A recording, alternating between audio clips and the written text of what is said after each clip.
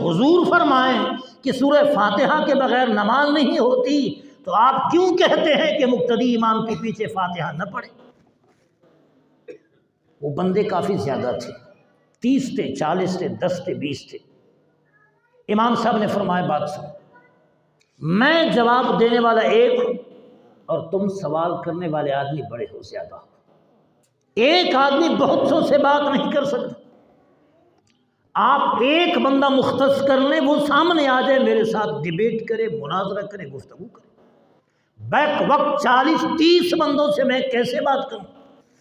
انہوں نے کہا ٹھیک ہے، ہمارا ایک بندہ آپ سے بات کرے گا۔ لیکن امام صاحب نے فرمایا بات کرنے سے پہلے یہ بات بھی طے کر لیں کہ اس کی جیت تمہاری جیت ہوگی، اس کی ہار تمہاری ہار ہوگی۔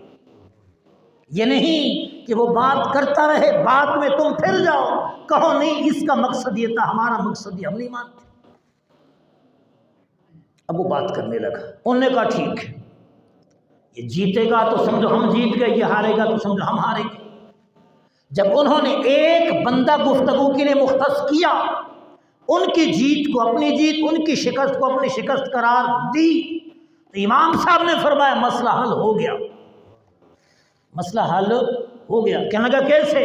فرمایا یہی بات تو میں کہتا ہوں کہ مقتدی سب پیچھے کھڑے ہیں، ایک امام کا پڑھنا مقتدی کا پڑھنا ہے، جیسے تم کہتے ہو کہ ایک اس کا بولنا ہمارا بولنا ہے، اس کا بولنا ہمارا بولنا، اس کا چپ کرنا ہمارا چپ کرنا، اس کا ہار جانا ہمارا ہار جانا، اس کا فتح مند ہونا ہمارا فتح مند ہونا، جیسے تم یہاں پر مانتے ہو، میں نماز میں یہی بات کرتا ہوں کہ جب امام آگے فاتحہ پڑھ رہا ہے تو پچھلوں کو پڑھنے کی حاجت نہیں ہے، چونکہ حضور نے فرمایا امام کا پڑھنا مقتدی کا پڑھنا ہے۔